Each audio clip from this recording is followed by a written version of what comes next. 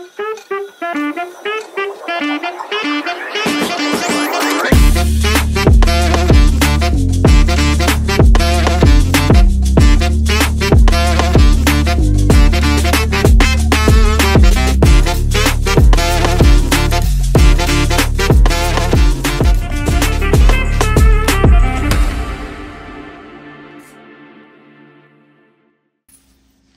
guys, good morning.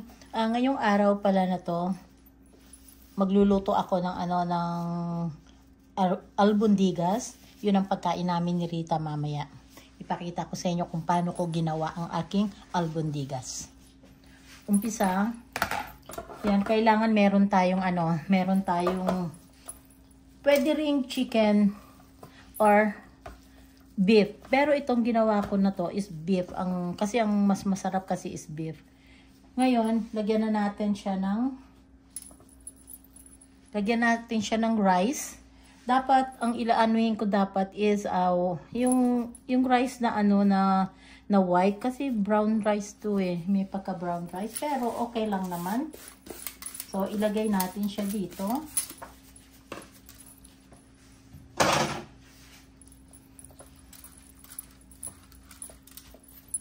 Lagyan na natin siya ng paminta.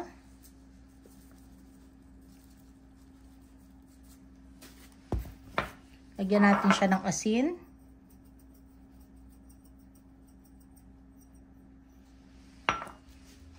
Tapos lagyan natin siya ng eggs. 2 eggs ang ilalagay ko.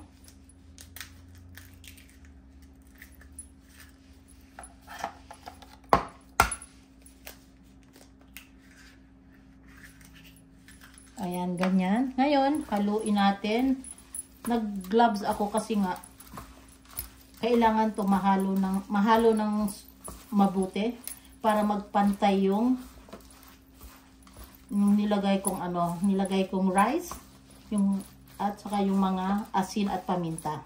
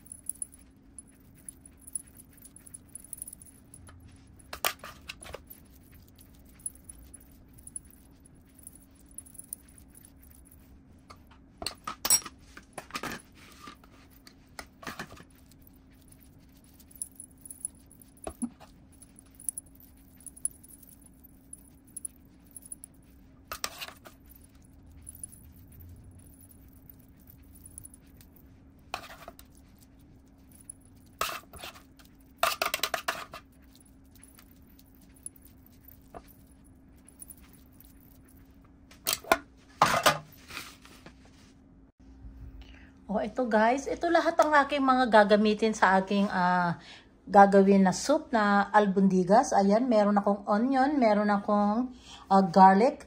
Pero itong lemon, mamaya ito gagamitin pagluto na ang pagkain. Ilalagay mo yan sa sa pagkain mo at napakasarap. Ayan, meron tayong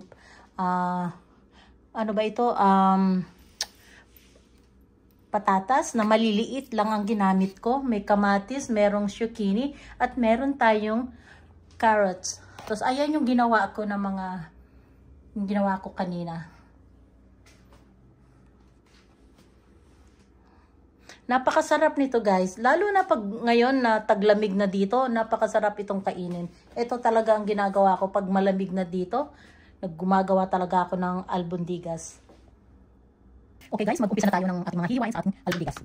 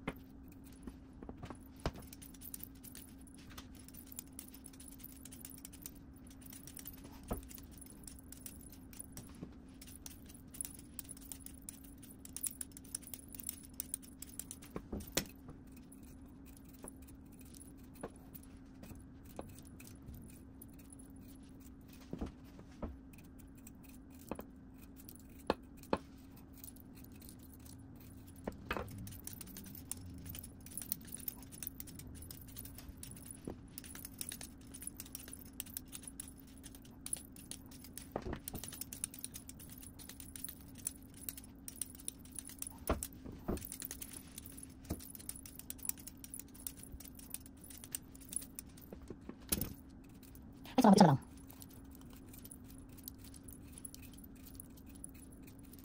Ay, may pa pala. Isa pa.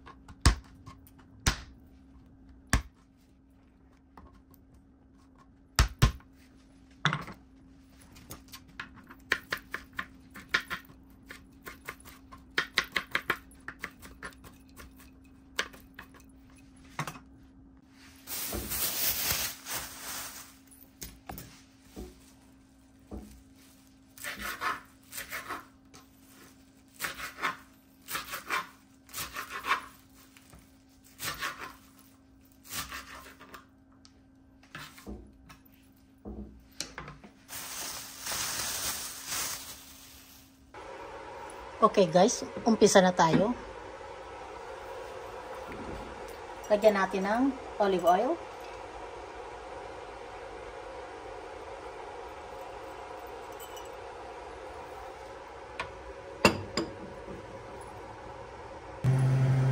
Okay, ilagay na natin ang ating bawang.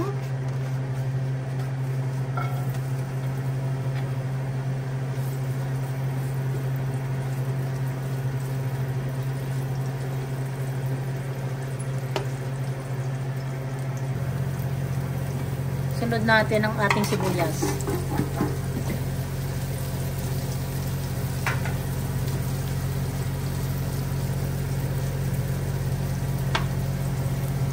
Ngayon naman, isunod natin ang ating kamatis.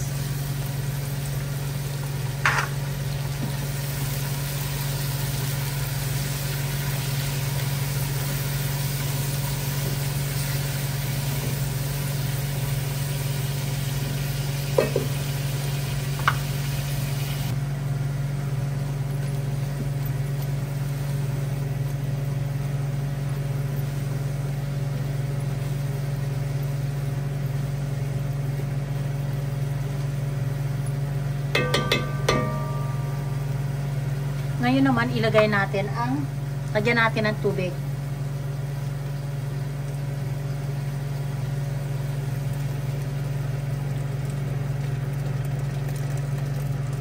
Mainit na tubig na yung nilagay ko. Kaso, kulang pa to. Ano pa ako ulit.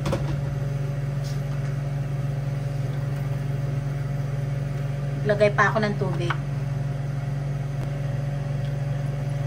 Ngayon naman guys, ang isunod natin, ayan, tama lang tong tubig na to.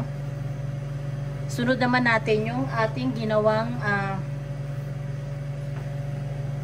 yung bilo-bilo.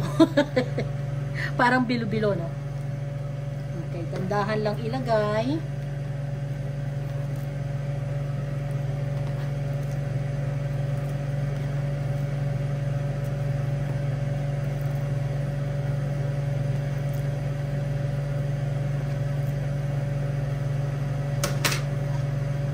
Bali, ganito kalalaki talaga ang ginawa ko.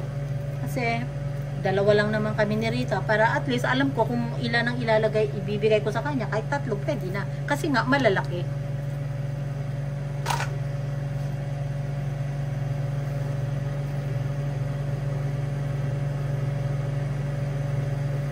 Ngayon, takpan natin.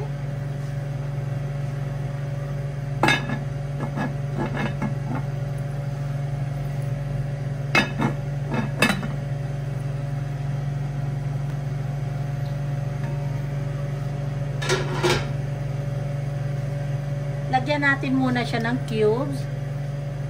Bali, 2 cubes na beef cubes ang ilagay natin. Kasi nga, yung ating albondigas is beef.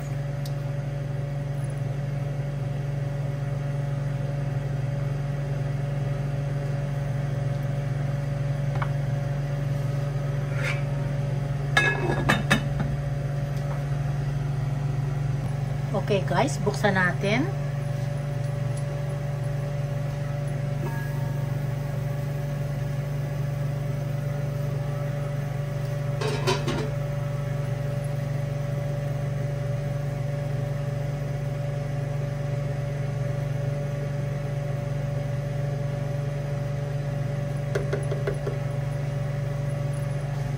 Ilagay natin ang carrots.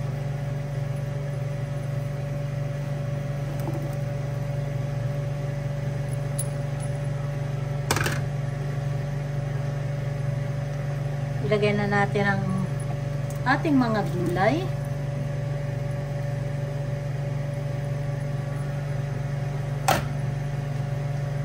Ang ating patatas na maliliit. Ngayon guys, hihinaan ko na ang apoy nito. Kasi mamaya pa naman namin to kakainin. So, maluluto na siya.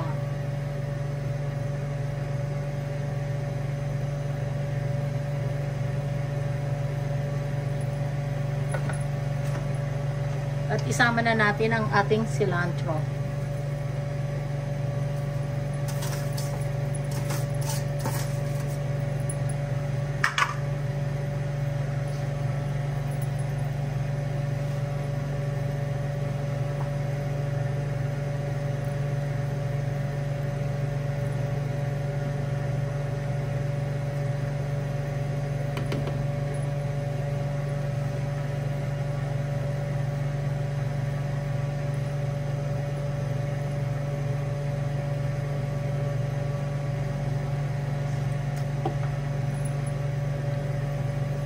At sarap, pero lagyan pa natin siya muna. Lagyan natin uli ng paminta.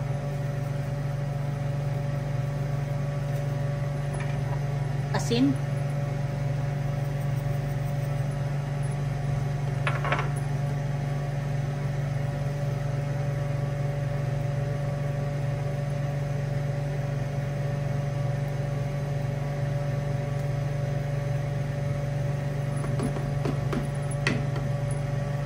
Tikman natin.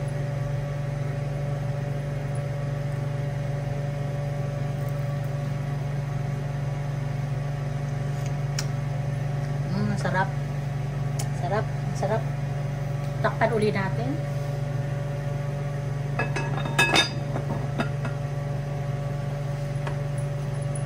Bali, hihinaan na natin yung apoy kasi mamaya pa naman ito kakainin namin dirita. So, maluluto na sila lahat. Lagay natin sa medium heat.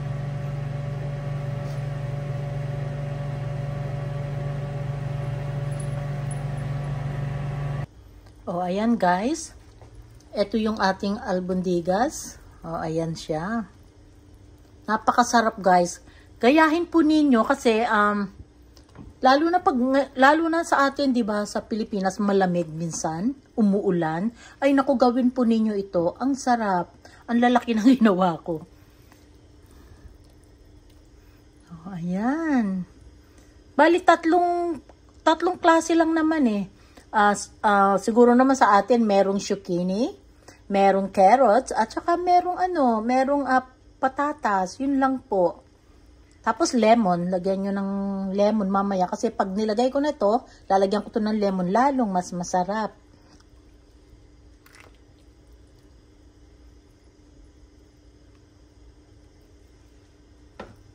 O yan guys, thank you sa mga panunood po ninyo sa Mami Dory Vlog. Maraming salamat po. And sa aking mga team Kaposas, I love you guys. At ang aking mga team na Team Golden Heart at saka yung aking team na Team Stardom Pastilan. At yung aking mga silent viewers, maraming salamat po sa inyo. Kasi po nanonood po kayo sa mga nilalagay ko pong mga vlog. Maraming salamat po sa inyong lahat. At sa aking lahat-lahat ng aking all subscriber, thank you very much guys to supporting me. Marami pong salamat talaga sa inyo po.